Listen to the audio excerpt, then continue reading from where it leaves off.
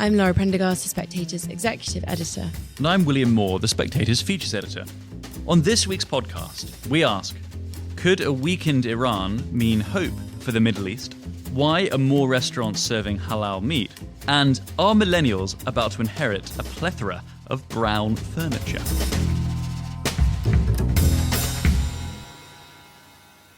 In the magazine this week, Tom Gross and Peter Frankopan write about how, in the last week, Trump and Netanyahu have remade the Middle East.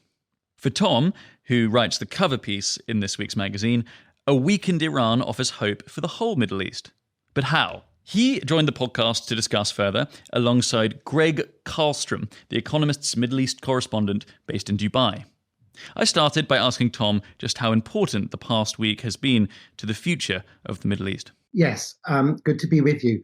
Well, obviously, it's a work in progress. I don't want to be too optimistic, but overall, one of the, I would actually argue, the biggest destabilizing factor in the Middle East is the Islamic regime in Iran.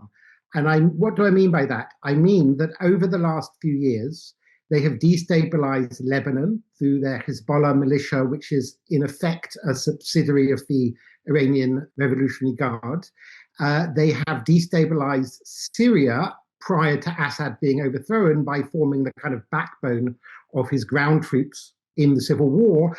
That, by the way, didn't only destabilize Syria, millions of Sunni Muslim Syrians were driven into Turkey, Lebanon, and Jordan, and then on into countries like Germany and Sweden. And some might argue that it's disrupted life up to a point, for better or worse, in some European countries too. And I don't think Assad would have been able to do this without Shia militia that Iran had sent to not just Hezbollah, but militia from other countries, Afghanistan and so on. And then we have Yemen. It's the Iranian regime has been a fundamental factor in the quite terrible war in Yemen that's resulted in I think millions or at least hundreds of thousands of deaths in the last few years. Then we have Gaza. I would argue that although, of course, there are other factors too, the Iranian support for Hamas and for Palestinian Islamic Jihad have sort of militarized or at least armed Hamas to the point that it made it easier for them to carry out the October 7th massacre, which has led to horror all round for everybody, basically. I would counter to that, we've had the Abraham Accords, where you now have 6 Arab countries with peace treaties with Israel. There were 2 earlier, Egypt and Jordan, and then 4 added in Trump's first term. And pretty much every other Arab country is in one stage or another of negotiations to recognize Israel. In fact, just yesterday, Lebanon and Syria, there is now serious possibility they will join the Abraham Accords and normalize with Israel. So the biggest factor preventing stability has been specifically the Islamic regime. It's not Iran, it's the regime. And if I just might say one further thing, and then I'll let Greg speak, which is as far back as 1979, the Iranian Revolution, we saw a kind of Shia expansionism, Shia militantism. I'm sure everybody knows that Iran is majority Shia as opposed to Sunni. And it's a bit like when I think Mao took over in China, and Stalin was really angry because he was no longer the world's #1 communist. And he said, oh, the Chinese are going to be bigger than us as communists. So the Sunni radicals, they have radicalized as a counter, in a way, to the Shia radicalism. And if Shia radicalism was to die down, because I believe what's happened in the last 12 days will eventually be a factor in the demise of the regime in Iran, then I believe also Sunni radicalism will also further, will be less. And that's good for everybody. Well, Greg, so Tom there mentioned the Abraham Accords and how every Arab nation is at least considering the future of the Abraham Accords. And you were joining us, of course, from Dubai. I wondered, could you give us a little sense about how the leaders of the Gulf countries are viewing this crisis? Obviously, many of these countries are no friends to Israel, but then as Tom says, many fear Iran too. So what are the views about this conflict coming from the Gulf countries? There's a lot of unease in the Gulf. I mean, countries in this region, not all of them, but many of them see Iran as sort of a regional bully. You look at what Iran has done in recent years. It attacked Saudi oil fields in 2019, briefly knocked out 50% of Saudi oil production. It's attacked and sabotaged ships calling at ports in the UAE. And ships sailing through the Persian Gulf. As Tom said, it sponsored the Houthis in Yemen, who have been at war with the Saudis and the Emiratis for the past 10 years and carried out missile and drone attacks on both countries. So there's no love lost for Iran in the Gulf states. But at the same time, they are deeply nervous about what Iran might have done to them during this war, what it might do to them in the future. That's what's driven them over the past few years to seek rapprochement with the Iranians. The UAE did that first after signing the Abraham Accords, and then Saudi Arabia started doing that about 2.5 years ago. There was that deal sponsored by China that saw Saudi Arabia and Iran agree to reestablish diplomatic relations. It wasn't because all of a sudden the Saudis forgot all of their substantive issues with Iran and moved on from that. It was because they were nervous about the prospect of regional conflict. They saw countries in the Gulf normalizing relations with Israel. They saw America's relationship with Iran steadily getting worse. Donald Trump withdrew from the first nuclear deal in 2018. Joe Biden failed to negotiate a new nuclear deal. Iran kept revving up its nuclear program and threatening to lash out at American and allied targets in the region. And so Gulf states felt the need to try to reconcile with Iran to keep themselves out of that conflict. Again, it wasn't a heartfelt change in how they viewed Iran. It was something they did for tactical reasons to try and shield themselves. What's happened over the past 2 weeks is, in private, when you speak to Gulf leaders, many of them are not unhappy to see Iran weakened. If Iran is less able to project power in the region, I mean, that's not a bad thing as far as the Gulf is concerned, but they are deeply, deeply nervous about where we go from here. This round of conflict between Israel and Iran might be over for now, but is the conflict actually over? Do we, in weeks or in months, have more Israeli strikes or American strikes on Iran because Iran tries to reconstitute its nuclear program or its missile program? And what happens then? The airstrike that we saw in Qatar, the missile strike, in Qatar the other day, the Iranian strike on Al Udeid air base in Qatar, it was symbolic, it was telegraphed in advance, no one was hurt. It was obviously designed to be theater. But if we have further rounds of conflict between Israel and Iran or America and Iran, will Iran lash out at Gulf states in a way that is not theater? Will they try to actually cause death and destruction in places like Doha or Dubai or Riyadh? And that really worries leaders in the Gulf, because if that happens, it damages their reputation for being these sorts of oases of stability in an otherwise very chaotic region. They're worried about what that means for their economies, for the expat populations that make up, in many Gulf countries, the majority of the population.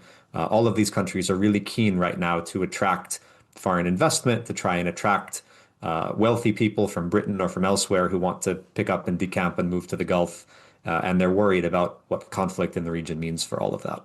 On the subject, Tom, of stability in the region, in your piece, you say, you take a very firm line, I would say, and you argue that pressure for regime change in Iran may come from inside. And you say, and we should welcome it, not fear it. I completely understand your point about how Iran has been destabilizing, the Iranian regime, I should say, has been destabilizing the region for many, many years, ever since 1979.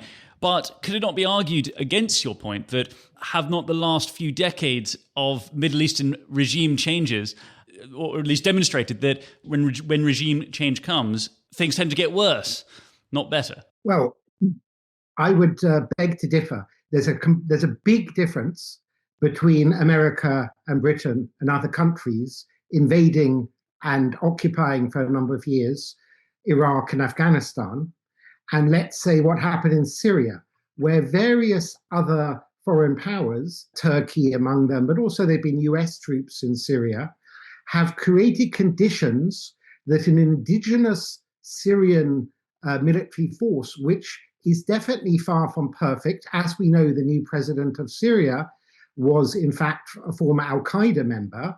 However, I would tentatively say that in the last 6 months, since Assad has been overthrown and sought exile in Russia, Syria is a greatly improved place for Syrians, for everyone. As I just mentioned, not if you're Alawite. Well, maybe I mean, there have been massacres against innocent people. Yes, you're right. There have been a couple of very bad massacres of Alawites. There was also a suicide bomb just a week or so ago in a church by an Islamic State member. So I'm not suggesting that Syria has become Switzerland or whatever. But compared to how it was under Assad, where you have hundreds of thousands of people killed, at least 100,000 disappeared, up to half the population displaced, mainly abroad, chemical weapons used on civilians, even the suburbs of Damascus, it's all relative, okay? Yes, you're right. Syria is a work in progress. The new government's only been there 6 months.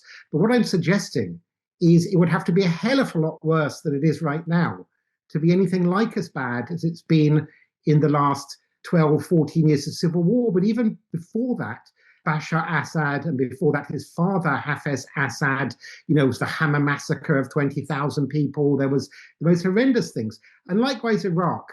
I was a lukewarm supporter of the Iraq war, not because I'm against regime change, because I'm not sure a full-scale invasion is the way to go. But I have to admit that in spite of everything, life for the vast majority of Iraqis is much better than it was living under Saddam Hussein, unless you were part of the regime. So, but just to answer your question on Iran, without generalizing too much about national groups, the Persians are an ancient civilization. They are actually not that Islamist or Islamic. And in fact, Islam has been discredited under the regime, the Islamic regime. And I think that a new government in Iran, whether a democracy or some kind of, let's call it Ataturk-style benign dictatorship, which is what might happen. You might have a general stage a coup or something, but that general could and should still be better than the present regime. And the Iranian people, by and large, are well disposed to the West. And, women will be treated better. Everyone will be treated better. So I think it's a positive thing, definitely for most Iranians, but also for everyone, if there's a new government in place in Iran. It's a bit complicated on how I think we might get to new government, but I don't think a change of regime is in and of itself bad. I think it's good. Greg, I would love your opinion. I mean, even if, let's put aside perhaps for 1 second just the question of whether or not it would be good or bad. Do you think it's plausible? Well, I think it depends what we mean by regime change. I mean, I think it is possible that in a couple of years' time, the government in Iran is not exactly the clerical regime that it is now. But I'm not convinced that it's going to be anything better necessarily. I don't see, first, any real organized opposition in Iran. The regime has been very, very good at smashing organized opposition for decades. You go back to 2009, to the mass protests over a stolen election back then that were violently put down. You go back 3 years to the so-called women life freedom protests in Iran, again, brutally repressed by the regime. Anytime people start to organize, they get smacked down. So you don't have an organized opposition force inside the country, nor do you really have one outside the country. I mean, you have the so-called crown prince, the son of the Shah, in his American exile, who periodically talks about wanting to come back in at least a part-time capacity to Iran, but I don't think he has much of a constituency inside the country.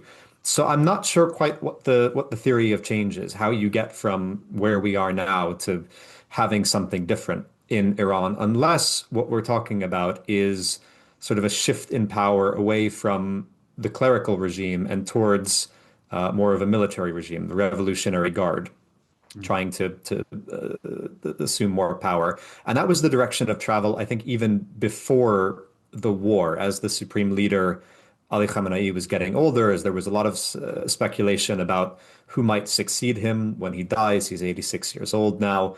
It seemed as if in recent years, the military men were sort of assuming power in Iran and isolating the clerics. And, in some ways, a more militarized regime could be better for people in Iran. It might impose fewer religious strictures on the population. It might not be so inclined to impose mandatory hijab, things like that, that have been very, very unpopular with many Iranians in recent years. But will that regime be less hostile in the region? Will it be less inclined to antagonize Israel, to try and pursue a nuclear program, to try and sponsor proxy militias in other Arab states? I mean, we don't know. And I don't think it necessarily follows that a military regime might be more amenable to Arab interests, Israel's interests, Western interests in the Middle East.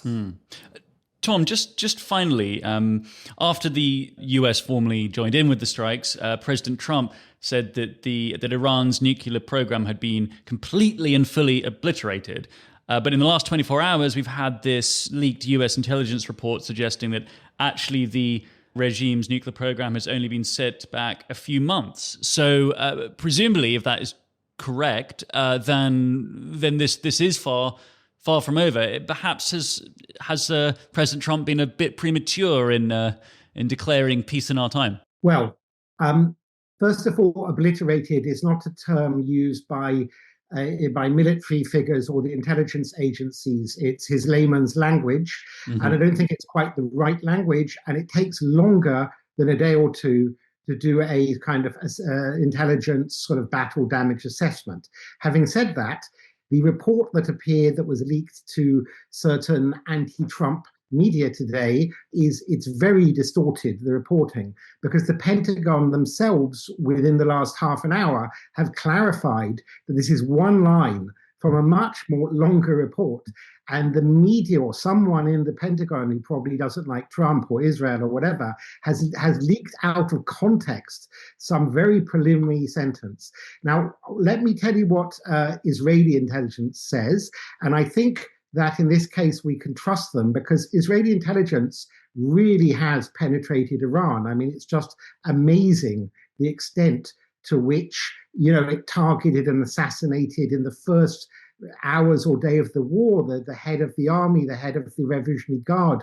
They've targeted 14 of the 15 leading nuclear scientists individually in their beds. I mean, the Israeli intelligence has penetrated Iran. Now, Israeli intelligence say that it's years. It's not months. They're not saying it's obliterated. They're not saying that everything's been wiped out. But although the main strike the Americans took on, there has not been an assessment, but other things like the Arak plutonium site and there's some heavy water site, Israel and the Parchin site, Israel say have 99% been taken out. That doesn't mean they won't try to rebuild later, but it's definitely not a few months. It would take them a lot longer than that. Tom and Greg, thank you very much indeed for joining me.